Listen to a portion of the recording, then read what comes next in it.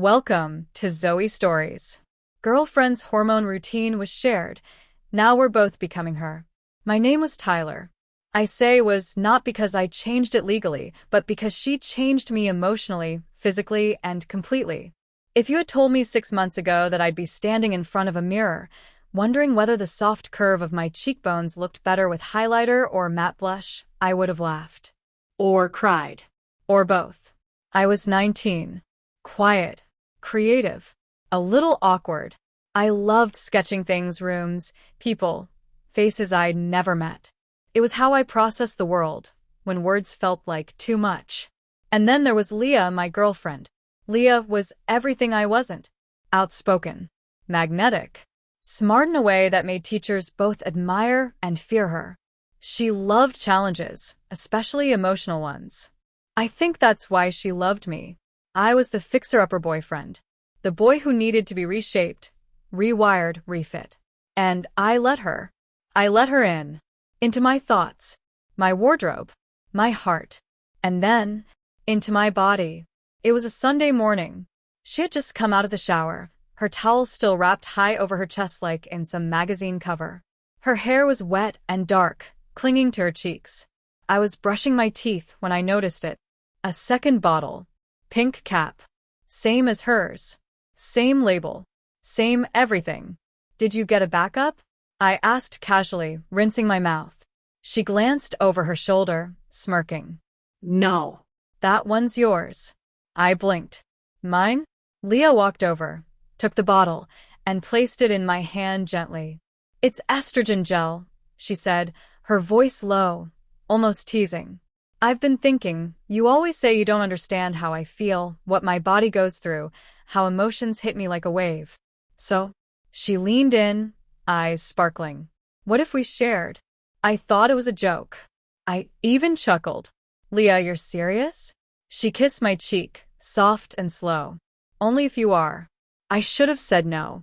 I should have laughed it off and walked away. But the thing is, I loved her. Or maybe I loved how she made me feel. Chosen. Important. Like someone worth changing for. So I said yes. That night, I used a little of the gel on my arms, the same way she did. The skin tingled, almost warmly. She kissed my wrist afterward and said, "Now you're really mine." Over the next 2 weeks, small things happened. My emotions felt more raw. I teared up watching a dog food commercial. I started noticing how people looked at Leah, how they looked at me differently when we walked together. My skin softened. My chest tingled, uncomfortably at first. Leah was delighted. See? She said one morning, watching me react to a sad scene in a movie. You're becoming in tune. That's what real women feel all the time. But I'm not a woman, I said, half laughing. She smirked. Not yet. One evening, she brought out a box. Inside, panties, a padded bra, a baby pink cami, and a skirt. She said, let's play a little. I want to see what you'd look like in my world. I protested. Leah. She stepped behind me, whispering in my ear, you said you wanted to understand. This is part of it. Let me help you. Her tone was seductive, comforting, and just sharp enough to make refusal feel like betrayal. So, I put the outfit on. She fixed my hair, added gloss to my lips, sprayed perfume on my neck, and then she took a photo. I thought it stayed between us. But the next day, I walked into her room and saw her showing the photo to her friend, Maya. Maya was grinning. Oh my God. Tyler, you're adorable. No wonder Leah's in love. I froze. Leah laughed and threw her arm around me. He's starting to get it. One gel bottle at a time. My face flushed. I wanted to disappear. But when Maya added, you should totally bring her to girls' night, something shifted inside me. Her. They called me her. And a part of me didn't hate it. I hadn't seen Leah all day. She texted me around 5 p.m. Get ready. Maya and the girls are picking us up. I left something for you on the bed. Wear everything. I stared at the box on her bed like it was glowing. Inside, a floral blouse, a short pleated skirt, a pair of sheer nude pantyhose, and a pink lace push-up bra. Tucked beneath them, carefully folded, were the same padded panties Leah had me try the week before. except now, they were paired with a matching lace thong. I was breathing fast. My palms were sweating.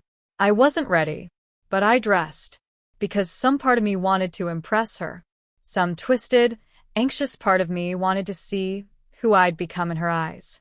I'd never realized how many steps there were to being pretty. I shaved again, carefully. I moisturized. I brushed out my hair like Leah showed me, trying to fluff it over my ears to look more effortless. I even applied the BB cream she left on the desk with a sticky note. Smooth skin equals pretty girl. Then I stepped into the skirt, pulled the pantyhose up my legs, clipped the bra closed, and then stared at myself in the mirror for too long. I didn't look like me. Not really. I looked convincing. Scary convincing. And when Leah finally walked into the room and saw me, she stopped cold. "You're beautiful," she said genuinely. "Tyra." I blinked. "Tyra?" She walked closer and traced her finger under my chin. "Your girl name. I picked it for you. You don't like it?" I didn't answer. But the warmth on my face betrayed me. The ride with her friends was chaos. Maya was driving, blasting pop music, and Jasmine, the newest addition to their group, was recording videos on her phone. TikToks, probably. Leah grabbed my hand and laced her fingers with mine. "She's nervous," she said casually, to the whole car. "It's her first time out." The girls giggled. Tyra, you look amazing," Jasmine squealed. "You're totally pulling it off. Like, I'd believe you were born this way." My stomach turned, but my thighs squeezed together involuntarily. Why did I like that? It wasn't a wild party. More like a glam sleepover with cocktails. There were makeup stations, a selfie ring light, a game of truth or dare being passed around on tiny index cards. The whole apartment smelled like vanilla perfume and flat-ironed hair. Leah handed me a glass. "Drink," she whispered. "You'll relax." And I did. By round 2 of Truth or Dare, I was sitting cross-legged on the floor, laughing too loud, flipping my hair back from my eyes. My voice, high and light, sounded strange in my ears, like someone else was speaking for me. "Truth," I said, when Maya passed me a card. She smirked. "When did you first know you weren't really a boy?" I froze. Everyone watched me. My heart stopped. Leah didn't. She leaned in and whispered just loud enough for the room to hear, "Tell them what you told me about how good it felt to be called pretty." I looked at her, and I said it.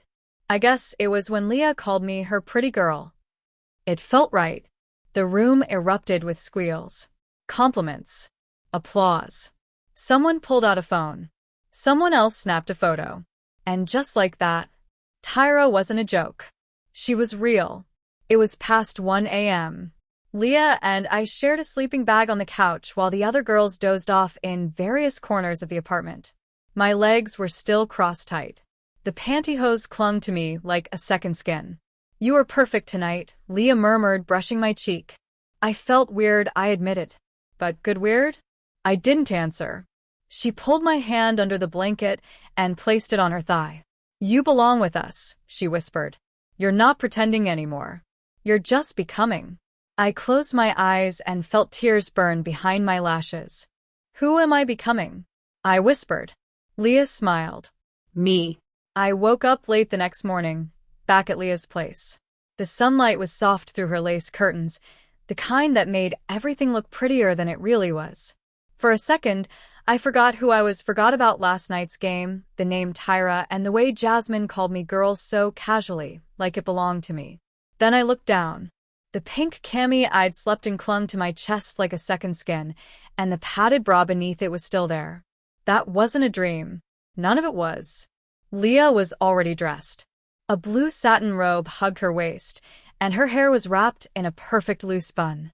She stood at the doorway with a steaming mug of tea, watching me stretch. "You have a fitting today," she said with a smirk. "A what?" "I got you some things." Clothes. "Real ones. Not just play clothes. They're in your closet." I frowned, confused. "My closet?" She pointed across the room. And sure enough, when I opened it, my clothes were gone. No jeans. No hoodies. No boxers. Not even socks. Instead, dresses, blouses, skirts, lingerie in pastel tones, a line of bras hanging delicately from velvet hangers, matching panties folded neatly in soft trays, and shoes. So many shoes. Heels in every color, some low, some terrifyingly high, and a box labeled training set. I can't wear these, I said, holding up a pair of nude kitten heels. Leah shrugged. Sure you can. You already walk like a girl, you just don't know it yet. She made me stand, took my foot and slipped it into the shoe, then the other. She stood behind me as I wobbled. Heels change how you feel. They lift your posture. They pull your hips forward. You don't walk in heels. You glide. She guided me across the room, holding my arms gently, correcting my shoulders, tilting my hips. See? She whispered. You're graceful. You just didn't know.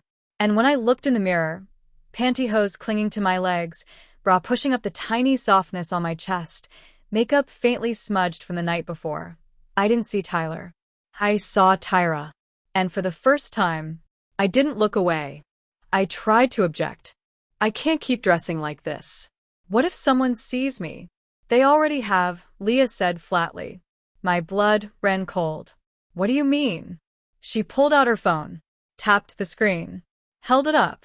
There I was on TikTok, laughing during the girls' night, flipping my hair, sitting in the circle, saying the words. I guess it was when Leah called me her pretty girl. 80,000 views. My face, my voice, my skirt. I covered my mouth. Leah, why would you? Because you looked perfect. Because now you can't back out. She stepped closer. And because you liked it. I wanted to scream. But I didn't. Because she was right. Some dark, desperate part of me liked being seen. Being adored. Even if it meant being humiliated. We have a salon appointment at 4, Leah said casually, rifling through a drawer. A salon? You need your eyebrows shaped. And your nails done. And if you're going to keep wearing those skirts, your legs need waxing. My mouth dropped open. Waxing. She pulled out a bottle. Unless you want me to do it myself? She was smiling. Teasing. But I couldn't say no. Not really. Not after she showed me that video. Not after she threw out all my clothes. Not after I'd let her make me over again and again. I was already caught in the web. The scary part was, it didn't feel like a trap anymore. It felt like home. The place smelled like lavender and nail polish. It was bright, too bright, with soft instrumental music and white walls that made everything look cleaner than real life. Leah walked in like she owned it, like this was her kingdom. The receptionist smiled. Appointment for Tyra? Leah nodded without hesitation, placing a possessive hand on the small of my back. She's a first-timer. That word again. She. And no one flinched. I swallowed the lump in my throat and followed them deeper into the salon. My stylist's name was Rosa. She was tall, stunning, and didn't ask questions. She simply looked me over once and said, "Let's get you cleaned up, honey." I was seated in a leather chair, facing a giant mirror. No escape from my reflection. My long lashes from last night were still visible. My lips were still slightly pink from the gloss. The fake cleavage from the padded bra curved out from my neckline. "You're going to look gorgeous when I'm done," Rosa smiled, wrapping a pink cape around my shoulders. I tried to respond, but my throat closed up. First, my nails. She shaped them, filed them long oval, then painted them in a soft nude pink shade. I watched in silence as my hands transformed into something dainty, delicate, feminine. Then my eyebrows. She waxed and shaped them into perfect arches. When she showed me in a hand mirror, I barely breathed. "This is going to change your face," she said proudly. It did. Instantly. The boyish awkwardness faded. I looked softer, more deliberate, like someone had turned the girl filter up and there was no off switch. Then, my legs. Leah stood beside me as Rosa waxed them, strip by strip, until they gleamed smooth and hairless. The sting made my eyes water, but Leah squeezed my hand and whispered, "Pain is beauty." When it was over, Rosa massaged lotion into my legs. "She's going to love the way these feel in stockings." She? I asked softly. She just winked at me. That's when I saw him. In the waiting area, sitting with a magazine and sipping coffee, a guy about my age. Handsome. Stylish. Sharp jaw. He was watching me. I panicked. Did he know? Was he staring because he could tell I wasn't really? Leah leaned down to my ear and whispered, "He's been watching you since we walked in. You're turning heads, baby." I wanted to disappear into the floor. But I also didn't move. I stayed in the chair. Let Rose apply mascara. Let Leah gloss my lips. Let them make me beautiful.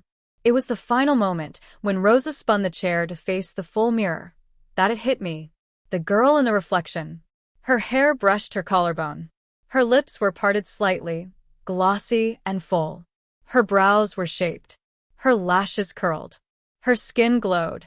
Her expression was scared. But she was pretty. And I didn't see Tyler anywhere. "Say hi to her," Leah said, wrapping her arms around me from behind. I blinked, mouth trembling. I don't know who that is." Leah kissed the top of my head. "That's you. That's Tyra." I burst into tears. Right there. In the chair. In front of the stylist. The other customers. Even the boy. Rosa gently touched my shoulder.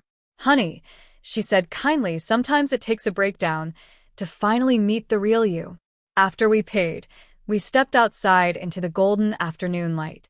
Leah handed me a small pink shopping bag. Inside were my old boy clothes, folded tight, with a sticky note on top.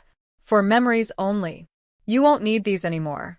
And beneath it, a folded paper. "Appointment booked, hormone shot. Thursday. You're ready." And for the first time, I didn't fight it. I didn't speak. I just held her hand and kept walking, in heels that now felt normal. I didn't think I'd ever see him again, the guy from the salon. But 3 days later, Leah dragged me into a downtown coffee shop after my hormone shot.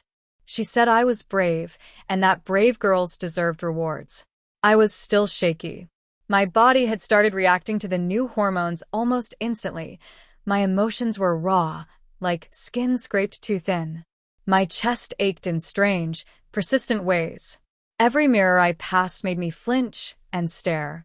And when I finally looked away, I kept thinking about what Leah said. Say hi to her. I hadn't. Not yet. We sat by the window. I wore a dusty rose turtleneck, a tight high-waisted skirt, sheer tights, and the same nude heels Leah made me practice walking in every day. My coat was cropped, my nails still perfect. I felt exposed. Not just in my body but in my soul. And then Leah's eyes lit up. "Oh look," she whispered. "He's here." I followed her gaze and froze. The same boy from the salon. Black sweater, tousled hair, sharp features. He was standing at the counter. "What are the odds?" Leah said, but something in her voice told me she knew. I whispered, "Let's go." She smirked. "No, sweetheart." "Let's say hi." He turned and looked straight at us. And then he smiled. Not at Leah. At me. He walked over casually, holding a drink in one hand. "Hey," he said, eyes flicking to mine. "Salon girl, right?" My throat dried up. I opened my mouth, but Leah answered first. "Yep, that's Tyra," she said sweetly. "She's a little shy. But isn't she pretty today?" The word hit me like a slap. Pretty. My face flushed, my legs pressed together instinctively beneath the table. I looked at him, really looked, and for a second I forgot I was supposed to run from this. He smiled again. "Yeah, she really is." He asked if he could join us. Leah said yes before I could object. We talked. Or rather, Leah talked. I sat there, quietly sipping my iced coffee through a pink straw, trying to keep my voice soft and high whenever he asked me anything. He asked about my major. I lied. Said fashion. He asked about my name. I said Tyra, without choking. He asked if Leah and I were a couple, and Leah laughed. "Oh no," she said, waving a hand. "She used to be my boyfriend. Now she's becoming something better." He stared. "Seriously?" Leah smirked. "She's happier now." He looked at me. "Are you?" And I didn't know what to say. Because a part of me, a terrifying part, wanted to say yes. After he left, Leah leaned in close, her breath warm against my cheek. You liked that, didn't you? She whispered. I didn't answer. You liked being pretty. You liked being seen. Desired. Still no answer. You're falling for it. For her. Her who? I finally whispered. She grinned. Tyra. You're not pretending anymore. That night, I stared into the mirror again. My chest was swelling slightly. My voice had softened. My legs looked too smooth to belong to any version of Tyler. I picked up my phone and searched his name. He'd given it to me. I hovered over the message box.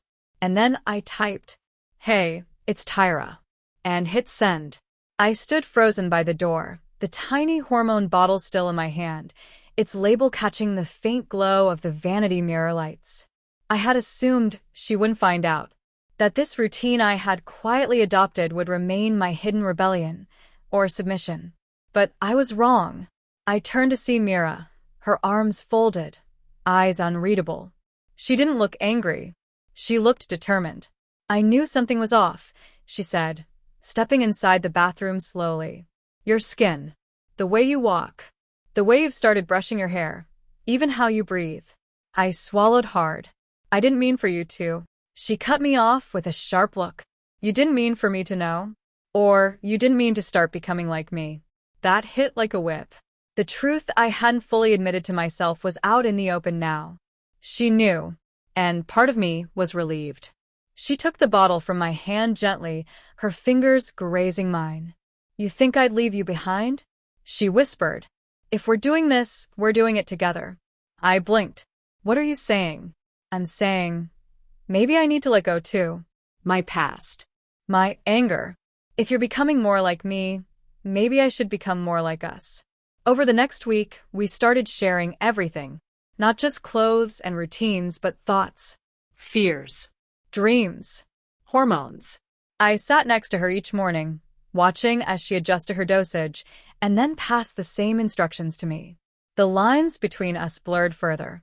Her dresses became mine. Her makeup table, once sacred and untouched, was now a place where we sat side by side, discussing lip tints and lash glue. At night, I would stare at the ceiling, unsure whether to be terrified or grateful. My chest had started feeling sensitive. My features softer. Mira would brush her fingers across my cheek and smile. Soon, she'd whisper. But what did soon mean? That I'd fully look like her? That I'd stop remembering what my voice used to sound like? Then came the dinner invitation.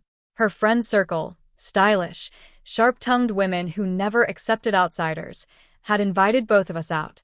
Mira insisted I go. You're ready, she said simply, laying out a slinky satin blouse and a pencil skirt with heels so high I felt dizzy just staring at them. I wanted to resist, but I couldn't. Part of me wanted them to see me, to test whether I had truly become someone else. The moment we walked into that high-end restaurant, every eye turned to us. I kept my head low, but Mira lifted my chin mid-walk. Let them look. You're beautiful, she said. Her words sent something warm and terrifying through me. At dinner, I barely spoke. Mira dominated the conversation, her friends laughing and sipping wine, their eyes flicking to me every so often. They called me Myra's twin, her mini-me, her softer half. I smiled nervously, until one of them leaned close. So, what's your name, darling? I opened my mouth to say Daniel, but Myra's hand squeezed mine under the table. And I heard myself say it. Daniela. Her friends cooed. Mira beamed. And inside, the part of me shattered. And another part bloomed. When we got home, I collapsed into her arms. I lied, I whispered. I don't know who I am anymore. Mira cradled my head. Good. That means you're ready to become who you're meant to be. And with that, she kissed me. Deeply. Possessively. It wasn't love. It was ownership. That night, as I stared into the mirror, tracing my fingers along my changing body, I heard her voice from the other room. Tomorrow we go shopping. You'll need your own lingerie drawer now. And I didn't say no. I used to tell myself this was all temporary. A weird detour in my otherwise normal life. But now? Every morning I wake up and I don't recognize the boy I used to be. He's slipping away. And what scares me most is that I don't hate it. It had been 3 weeks since my routine had become identical to Alyssa's. I had her vitamins, her skincare, her smoothies, and, yes, her hormone schedule. Every morning now began with brushing my hair, moisturizing, applying just a little blush and lip tint, and choosing something feminine to wear, even if we weren't going out. And we went out more than ever. Alyssa insisted on it. "You need to get comfortable," she said, zipping up my pink hoodie while I stood frozen in the mirror. "You're just another pretty girl running errands. People will stare. They don't.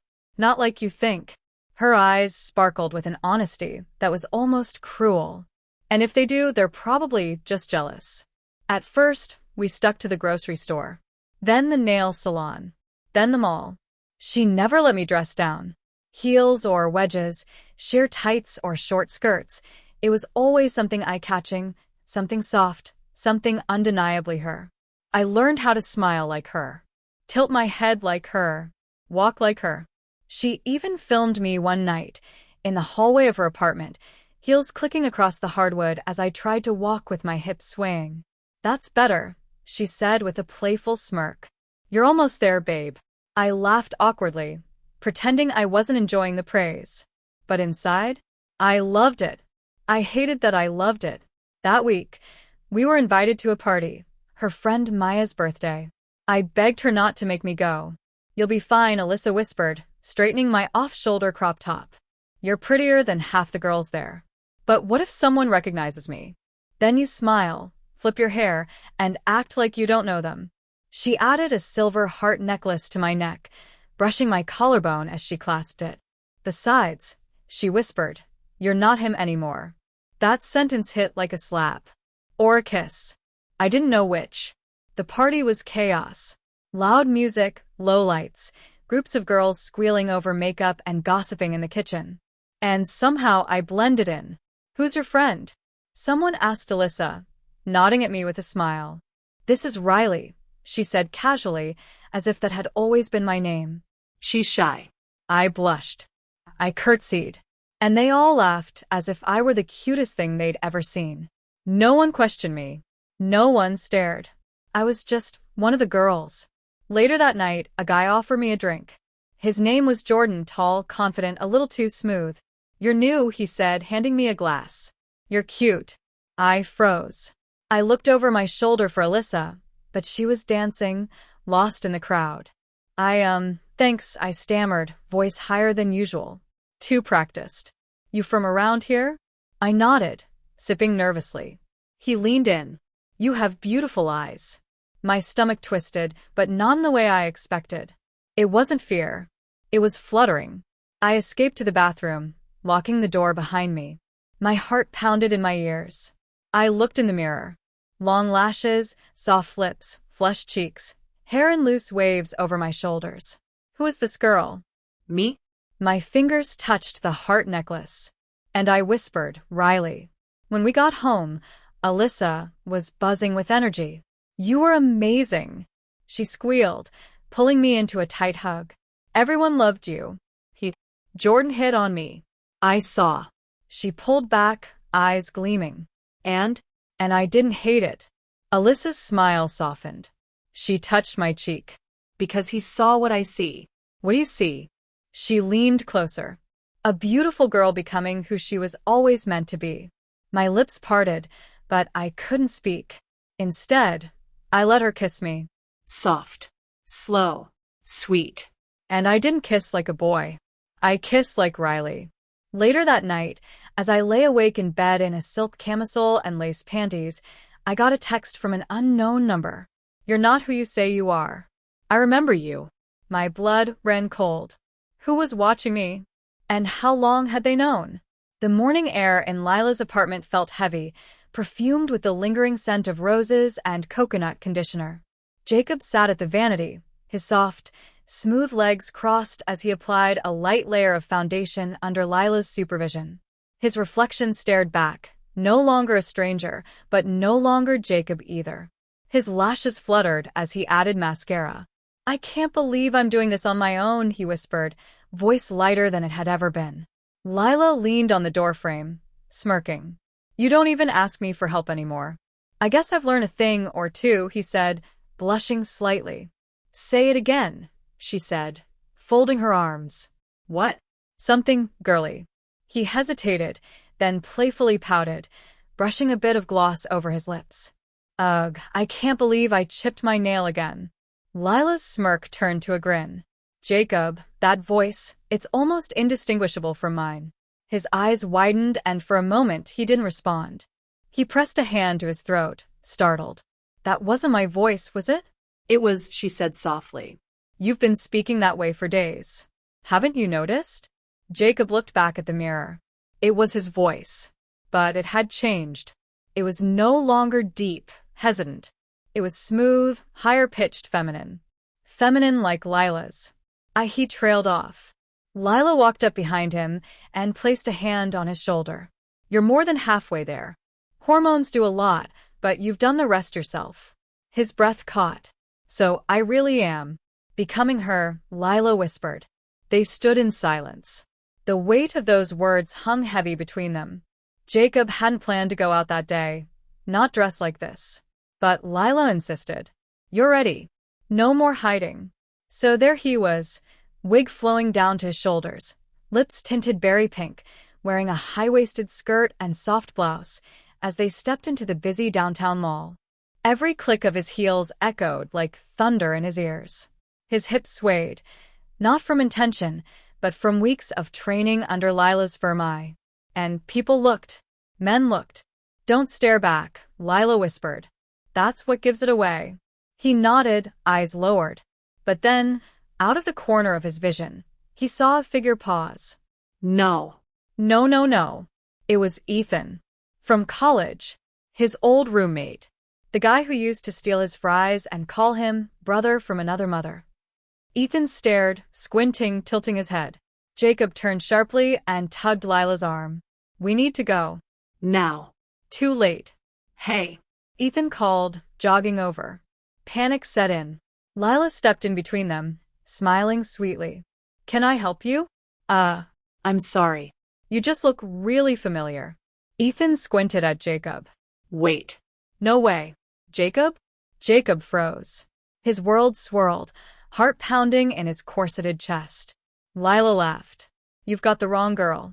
But Jacob's lips parted, trembling. Ethan, it's me. Ethan blinked. What the hell? And then, silence. Long, awkward silence. Before Ethan backed away, eyes wide. I need to go. He left. Just like that. Jacob sat on a bench and buried his face in his hands. He looked at me like I was disgusting. Lila didn't console him. She sat beside him. You expected applause? No. But not that. This is part of the journey, Jacob. If you're going to survive it, you need to accept that not everyone will understand. Some people will reject you. But the world doesn't stop for them. Tears streamed down Jacob's face. I didn't ask for this. Lila nodded. But you kept going. That means something. 2 weeks after the mall incident, Lila surprised Jacob with dinner reservations at a rooftop restaurant. But when they arrived, she didn't sit across from him. She waved over a tall, broad-shouldered man in a sharp navy suit. This is Owen, she said casually. He's going to be your date tonight. Jacob's mouth dropped. What? Smile, she whispered. You're stunning. He already thinks you're beautiful. And Owen did. He sat down, complimented Jacob's dress, his hair, his eyes. And Jacob enjoyed it. He giggled. Blushed. Let Owen hold his hand. He felt wanted. Not as Jacob, but as her. Later that night, walking home in the soft evening breeze, Lila asked, So? I liked it, he admitted. Too much. You're ready, she said softly. Ready for what? To be her. Fully. Jacob turned to her, heart pounding. But what if I lose everything? Lila smiled gently. Then you make something new. I didn't recognize the girl in the mirror anymore. The mascara she applied so carefully elongated my lashes. The soft pink blush dusted on my cheeks gave me an innocent glow. The lip gloss shimmered like temptation itself. My once flat chest now sat pushed up by a tight padded bra, forming delicate curves beneath a lacy camisole. Next to me, Emma was smiling. Not kindly, not cruelly, but with something deeper. Satisfaction. Possession. Hold still, baby, she whispered, adjusting my wig just a little more, brushing the silky strands over my shoulder. You're almost ready for the mall. The mall. I looked down at the outfit she'd chosen for me. A cropped denim jacket over a pink tube top, a mini skirt that showed off smooth, freshly shaved legs, and the most humiliating part, heels. Not even sensible ones. Strappy wedges that made every step a gamble. I can't go out like this, I said softly, voice nearly cracking. You can, she said sweetly, brushing my cheek with her knuckles. And you will. Her tone didn't allow for resistance. It never did. She stood behind me, wrapping her arms around my waist. Our eyes met in the mirror, her steady, mine wide and uncertain. You're beautiful, babe. I swear, no one's going to think you were ever a boy. That should have reassured me. It didn't. The mall was a blur of bright lights, judgmental eyes, and the click of my own heels on tile. Emma held my hand tightly, guiding me, correcting my posture every few steps, whispering in my ear when I walked too boyish or when I nervously looked down. You're not hiding, she said sharply, pushing my chin up. You're showing off. It wasn't until we passed a group of teen girls near the beauty store that I felt it, the twist in my stomach. They were giggling, whispering. At me. I blushed. Froze. One of them smiled. I love your skirt, she said. I blinked. Thanks, I whispered back, too stunned to react properly. Emma squeezed my hand hard, her eyes shining. See? She beamed. Told you. We went inside the makeup store. Emma made me test lipsticks on the back of my hand, like a real girl. She made me flirt with a male employee, made me ask about feminine scents. Every second was humiliating, thrilling, unreal. It wasn't until we reached the salon that I felt the panic spike again. Please, I whispered. Let's not do this here. Not in public. Emma smiled, but there was something dangerous behind it. You want to look like me, don't you? I hesitated. That's what this has been about, right? She asked. You love how I look. You love how it feels to be me. I opened my mouth to protest, but nothing came out. Because part of me did. The salon chair was cold. The smock was floral. And the stylist, Chloe, was too chipper for my nerves. Emma handed her a photo. A photo of herself. I want her to look like this, she said. Her. The stylist nodded, not even blinking. And that's when I broke inside. Tears ran down my cheeks as she brushed through my wig, shaped my brows, applied foundation and highlighter and eyeshadow with professional precision. Emma didn't stop her. She didn't console me. She just watched. And smiled. You're doing so well, she whispered at one point, resting a hand on my trembling knee. You're almost perfect. When the transformation was finished, I couldn't look. Chloe held up the mirror anyway. And I saw her. Not Emma. Not me. Someone in between. Someone pretty. And for the first time, I didn't want to look away. Cliffhanger ending. As we left the salon, someone gasped behind me. A voice I knew all too well. Wait, is that Jason? I turned slowly. It was Tyler. My best friend. My past.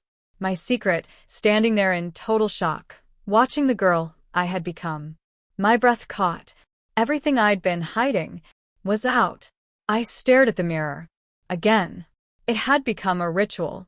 Every morning, every night, and sometimes in the middle of the day when I passed by the hallway mirror or the reflective panels in the mall, I couldn't stop looking.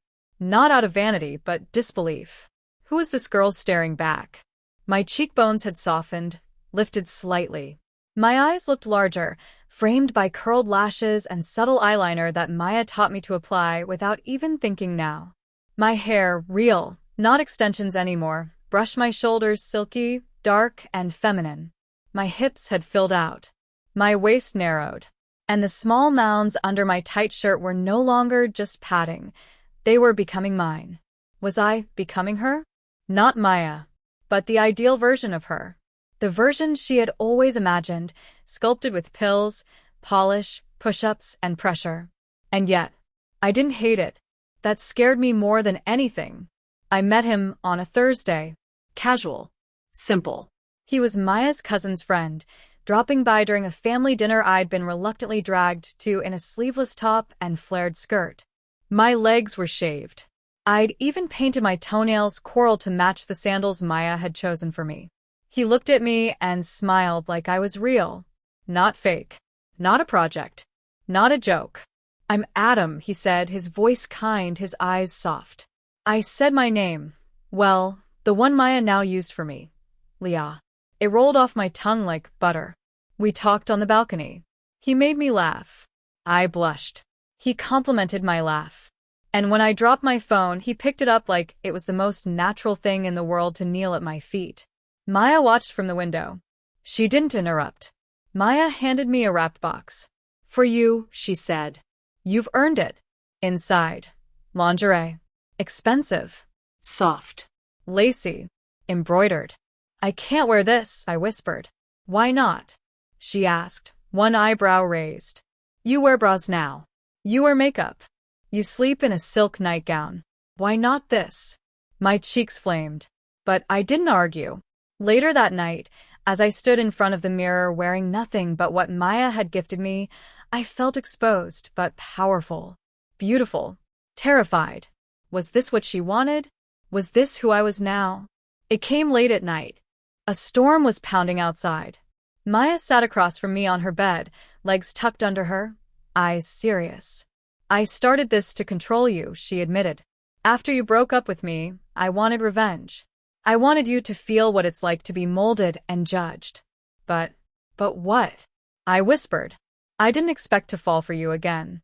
Silence. Not the boy me. Not the old me. The new one. The one I was becoming. The girl she created. We were in a coffee shop when someone called my old name. I turned. My stomach dropped. Jake. My best friend from high school. The one who used to joke about guys who wore eyeliner.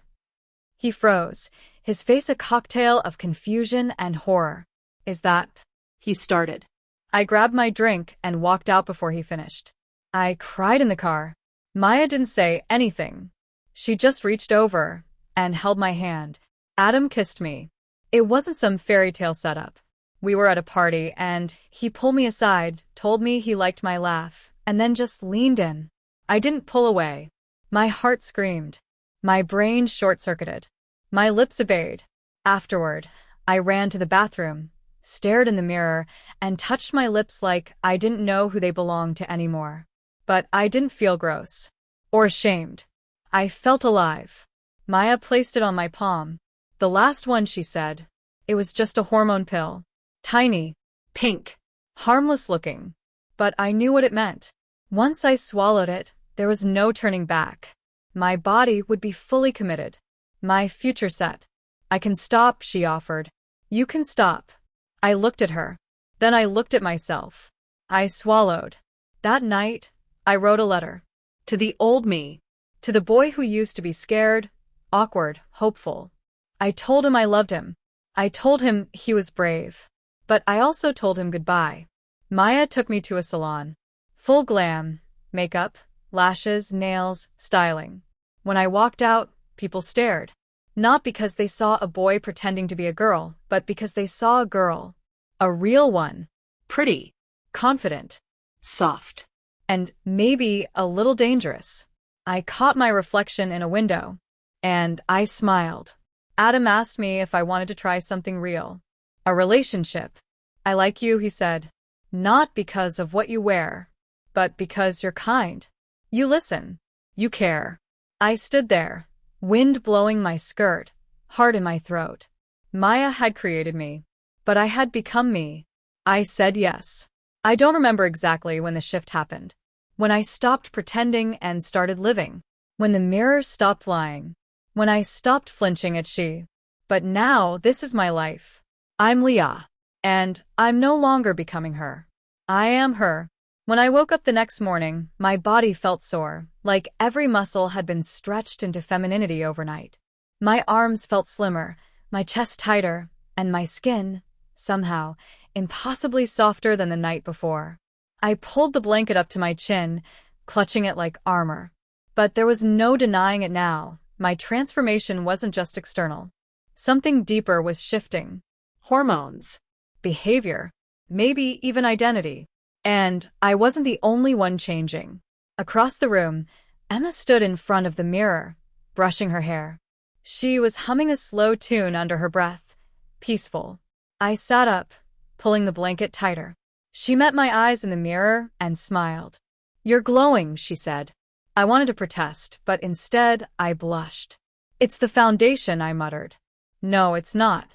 She walked over and sat beside me. Her fingers gently traced my cheek, then slid behind my ear. "I've been watching you these past weeks," she whispered. "You're beautiful, Alex. But not just that, you're becoming whole. Balanced. Feminine in a way that's natural. Like you were always meant to be this way." I looked down at my hands, feminized, delicate, painted in a pale pink. "You sound like you wanted this." Her smile didn't fade. I did. I pulled away slightly. "Was this your plan all along?" Emma stood, walked over to her dresser, and pulled out a box I'd never seen before. She placed it on my lap. "Open it." I did. Inside were photos. Of me. Every stage of the transformation. First skirt, first lipstick, first time walking in heels, first time crying in front of her. My hands trembled as I picked through them. "You were documenting me?" She nodded. "It wasn't to humiliate you. I needed to see the change, needed you to see it too. You've been denying who you are, Alex. But this is you. And I wanted you to realize it on your own." I felt my breath hitch. "But why didn't you just say it? Why trick me into it?" She crouched in front of me, holding my hand tightly. "Because you wouldn't have believed me. You would have fought it. You would have hated yourself." But now? Look at yourself in the mirror. Can you really say you hate what you see? I turned to the mirror across the room. I saw a girl. Soft features. Slender neck. Collarbone peeking above a cute baby pink camisole. Subtle curve at the hips. A figure that could walk into any room and be mistaken for a young woman. A pretty one. And my eyes, they didn't look lost anymore. "I don't know what I am anymore," I said, tears burning. "You're becoming her," Emma whispered. I stood up, heart pounding. Was I ever your boyfriend? Or was I just your project? That made her pause. "You were always mine. But not because I wanted to turn you into something else. I just saw someone broken. And I knew she needed to be brought into the light." I backed away, shaking my head. No. "No, you don't get to decide who I am." "Then why are you still wearing the bra I gave you? Why didn't you fight harder? Why did you moan when I brushed your hair last night?" I froze. Because I had. Because I liked it. Because a part of me wanted more. "Stop," I whispered, but my voice cracked. "I'm not the only one becoming her," she said again, softly this time. "We're both evolving. I've given up control, let go of my pride, opened myself emotionally. You're becoming softer, but stronger too." My knees gave out, and I sank onto the floor. I didn't cry. I didn't scream. I just stared at the mirror and whispered, "What am I?" Emma knelt beside me. "You're her. Whoever she is, she's rising. And I'm here for every step." I had never known how heavy beauty could feel. Not just the layers of makeup I now applied with trembling fingers every morning, or the carefully chosen outfits Rachel laid out for me, or the perfume that now clung to my skin like a second identity, but the expectations. The eyes. The unspoken pressure to smile, to giggle, to blush on cue. Rachel said it was natural for me now. That I carried it better than even she expected. And maybe I did. But the truth? I didn't know where I had gone. My real name wasn't even used anymore. Not by Rachel. Not by her friends. Not even by my professors. I was Kayla to everyone now, a mistake that was never corrected, a name tag that hung around my neck in invisible ink. When Rachel walked into the room, she didn't even see the boy she had met a year ago. She saw her project. Her masterpiece. Me. "Try this one," she said, holding up a baby pink sweater dress with matching boots. "You'll look adorable. Like you walked straight off a Pinterest board." I hesitated. Do I have to? I asked quietly, eyes not meeting hers. She walked over and cupped my chin with the softness of a threat wrapped in a caress. You asked to be included. You wanted to keep doing this with me. Or are you changing your mind again? I swallowed hard. That word again lingered. It wasn't the first time I had tried to back out, to say it was too much. But Rachel always knew how to twist it, how to make me feel like I was the betrayer if I stopped, that she would be hurt, abandoned. I slipped into the dress. It fit too well. And as I turned in front of the mirror, I saw Kayla again. Pouting lips, soft curls, bright eyes with mascara-coated lashes. A girl who no longer flinched at her own reflection. I wasn't even sure if I hated it anymore. At the mall, I walked beside Rachel as her twin in all but name. Our heels clicked in harmony. Our laughter, hers real, mine trained, filled the air. I caught guys looking, some with curiosity, others with want. One even whistled. I froze. Rachel whispered, "Take it as a compliment." But it wasn't just that. He looked at me the way I used to look at girls. Hungry, entitled, and part of me flushed. Not with shame, with something worse. Excitement. That night, I curled into bed and clutched the pillow like it could save me from what I'd become. My phone buzzed. A message from Leo. "Leo, can't stop thinking about you. Dinner Friday?" I stared at the screen. Rachel saw it over my shoulder. She smirked. "Told you he was into you. He doesn't even know who I really am," I said. She leaned in, her voice smooth like silk, deadly like venom. "Who says this isn't the real you?" Friday night arrived like a storm cloud with glitter on top. I stood in front of Rachel's full-length mirror in a black lace dress that hugged curves I had no right to own. My lips were a deep shade of red, midnight kiss, she'd called it, and my hair was curled and pinned just right, making me look like I belonged on some influencer's Instagram page. I didn't look like someone pretending to be a girl anymore.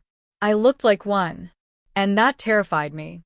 "You'll kill him in that dress," Rachel said with a wink, zipping up the side. "He won't know what hit him." I clutched my tiny clutch bag with shaky fingers. "Are you sure this isn't too much?" Her gaze sharpened. "You want him to think you're confident, that you belong there.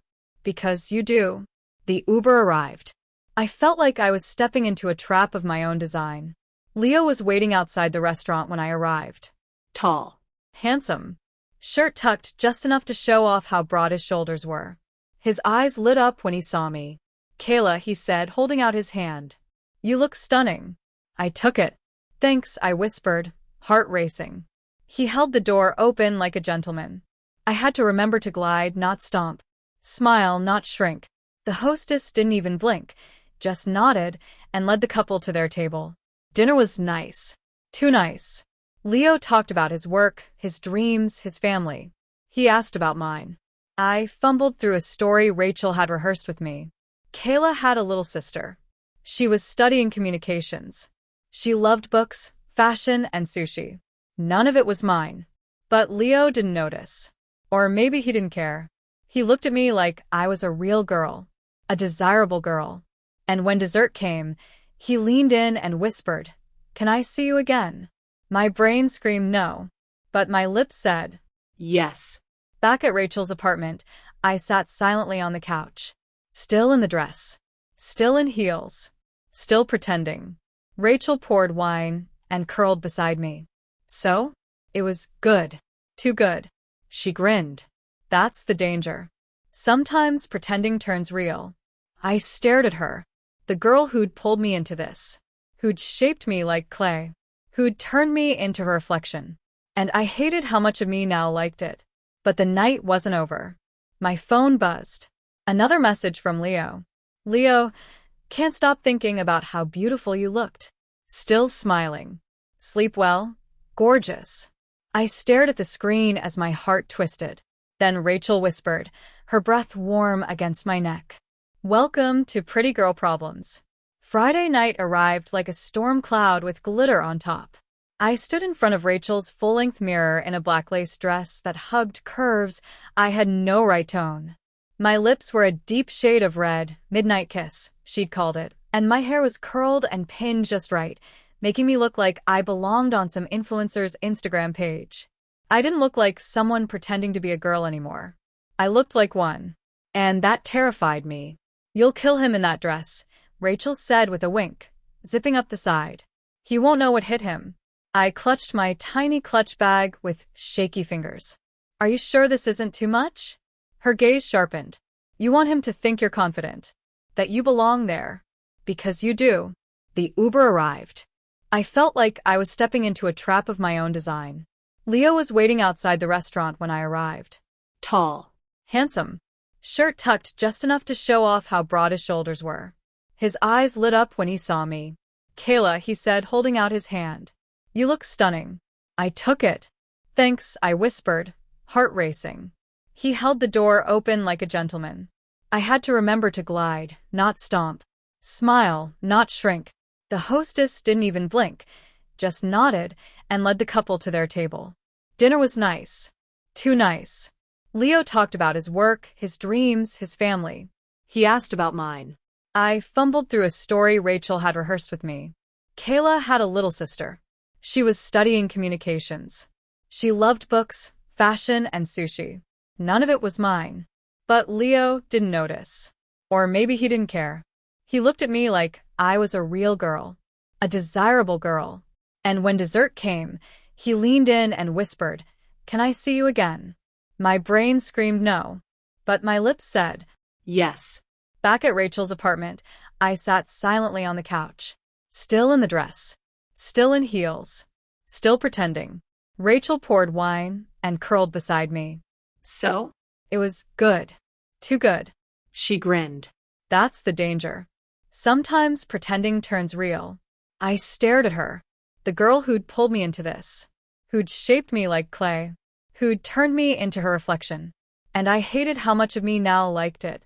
But the night wasn't over. My phone buzzed. Another message from Leo.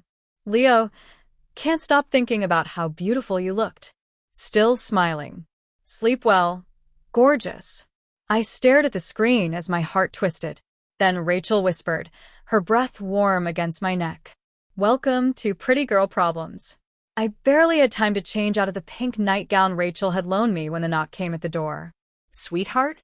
The voice hit me like ice water. My mom. I panicked, grabbing jeans and a hoodie, anything neutral enough to hide the truth. But it was too late. Rachel had already opened the door. There they were. My mom and dad. Frozen. Staring at me. No disguise could hide it now, my delicate features, the way I stood, the soft curve of my face, my longer hair, my voice when I finally spoke. "Hi, Mom. What is this?" My dad asked, barely able to keep his voice steady. Rachel stepped in.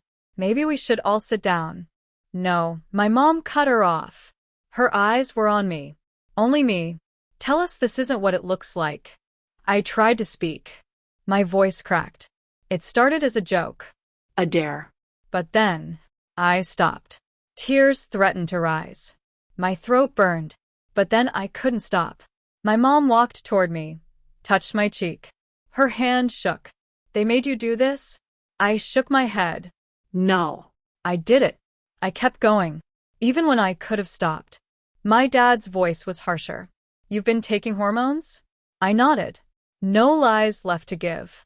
He swore under his breath and turned away. My mother didn't move. "So are you saying you want to be a girl?" I stared at the floor. Thought about Rachel. About Leo. About the mirror. About how I felt when I laughed, when I dressed up, when I stopped pretending. And I whispered, "I think I already am." Silence. A long, unbearable silence. Then my mom sat down. "I don't understand it," she said slowly.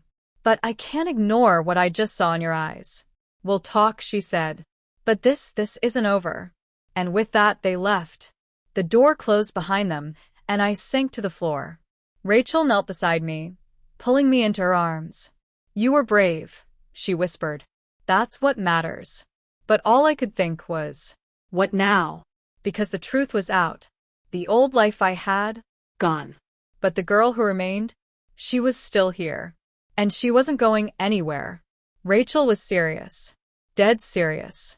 We're doing a real photo shoot, she said the next morning, twirling a makeup brush between her fingers. Not just phone selfies. Full glam. Full transformation. Professional photographer. I blinked. Wait, like, public? With other people? She grinned. You've come this far, Kayla. You said yourself, this is who you are. It's time to show the world. My stomach turned. A week later, I stood outside the studio, heart racing, legs shaking inside sheer nude tights and the most dangerously high heels I'd ever worn. Rachel had gone all out. My outfit, a soft lavender mini dress that hugged my waist, delicate lace gloves, and silver accessories that sparkled like ice. My hair was curled, my lashes dramatic, and my lips a deep pink gloss. I looked like a model. No. I looked like a woman who knew she was beautiful. But I didn't feel that way. Not yet. Inside the studio, the lights were blinding. The photographer, Zara, didn't hesitate. You're Kayla? I nodded. She smiled. Good. You're stunning. Let's make some magic. Rachel gave me a final squeeze of my hand and stepped back. Then it began. Chin up, eyes softer. Yes, like that. Click, click, click. Zara moved around me, like she'd done this 1,000 times. I tried to pose, but my limbs felt stiff, awkward. Relax, she said gently. Stop thinking. Just be. And somehow, in the middle of the third outfit, a soft pink sweater dress with boots, I stopped faking it. I wasn't pretending to be a girl anymore. I was being her. At the end of the session, Zara showed me a preview on her screen. I gasped. There she was. Me. Kayla. Beautiful. Confident. Radiant. Later that night, Rachel posted one of the photos to her private story. I begged her not to, but deep down, I wanted her to. It didn't take long. First hearts. Then comments. OMG, who's that? She's gorgeous. That's your cousin.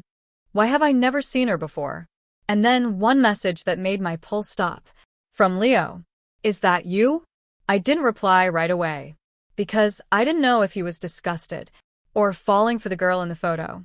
I stared at the message for an hour. Is that you? Leo. Was he confused? Curious? Angry? Rachel leaned over my shoulder. Just say yes. But what if he freaks out? I whispered. She rolled her eyes. Or, what if he thinks you're the most gorgeous girl he's ever seen? My fingers trembled as I typed. Yeah, it's me. Her name's Kayla. Scene. Read. Typing. Wow. I mean, you look incredible. So, would Kayla want to grab coffee sometime? My heart stopped. He asked me out. Rachel screamed, so loud the neighbors probably heard. We have to pick an outfit. No, look. You need to own this. I wasn't sure if I was ready. But when I looked at the photos again, at Kayla smiling back with such confidence, I realized something. Maybe she was ready. The night of the date, I felt like I was going to faint. Rachel had me in a chic little denim skirt, tights, ankle boots, and a cream turtleneck. My hair was straightened, parted to the side, and my lips were coated in a warm berry gloss. She hugged me tight. Be you. Don't hide her. Leo was already waiting at the cafe, dressed casually but handsome. When he saw me, his eyes widened. Wow. Kayla. He stood up and pulled my chair for me. My cheeks flushed. No one had ever treated me like this. We talked for an hour. He complimented my laugh. He said, I was glowing. He leaned in when I spoke. I forgot I was pretending. I forgot I ever wasn't Kayla. But near the end, the nerves hit. You don't think it's weird? Me being... I hesitated. He smiled softly. I think it's brave. And honestly, he reached for my hand. I've never been this attracted to someone. When I got home, Rachel was waiting. I couldn't even speak. I just screamed into a pillow. I'd gone on a date. As a girl. And it was perfect. I knew something was wrong the moment I stepped into the hallway. Whispers. Stares. Phones held just a little too high. I glanced around, heart pounding. And then I saw it. My photo with Leo. Me in the cafe. Me as Kayla. Posted on someone's story with the caption. Who is this girl with Leo? Eyes. My stomach dropped. How did it get out? I ran to the bathroom, locked myself in a stall, and tried to calm my breathing. Someone knew. No, everyone knew. It's over, I whispered. But Rachel wasn't scared. So what? She said in her bold, fearless way. You were beautiful. You are beautiful. They're just shocked because you pulled off what none of them could. I shook my head. You don't get it. I'll be a joke. Or, she said, you'll be a legend. By lunch, things were exploding. People were arguing about whether the girl in the picture was me. Some said it was AI. Others said it had to be photoshopped. One person even commented, if that's him, he should just stay her. I was spiraling until Leo messaged me. If you want me to say something, I will. I didn't answer right away. I just stared at the screen. My hands were shaking again. That night, I video called him. He looked concerned. Are you okay? I bit my lip, feeling the tears in my throat. Why'd you agree to go out with me? Was it just a joke? He blinked. Kayla, I like you. Not the mask. Not the old you. Not the version you're trying to run away from. I like this you. I broke down crying. He wasn't running. So maybe I didn't have to either. I stood in front of the mirror that morning, staring at the reflection I never imagined would feel right. The smooth foundation, the gloss lips, the soft waves in my hair. The skirt that once felt like a joke now felt like me. And for the first time, I wasn't dressing to hide. I wasn't doing it for a dare, or to protect secrets, or to survive some twisted game. I was doing it because this was who I had become. As I walked through the front doors of the school, every step echoed. Heads turned. Whispers flew. Phones were out again, but this time I didn't flinch. Because I was no longer afraid.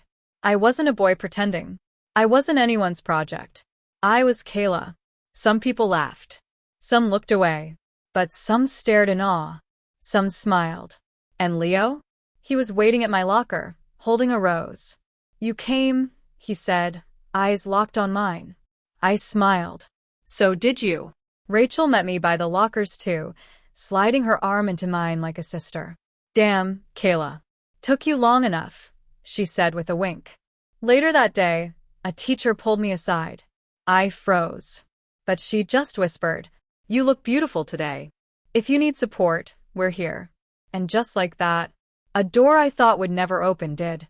The rumors didn't stop. The whispers kept coming. But so did something else. Respect. Support. And finally freedom. I wasn't pretending anymore. Not hiding. Not scared. I was living. As Kayla. As me. And it all started with a joke. That turned into a dare. That became a disguise. That led to a new life.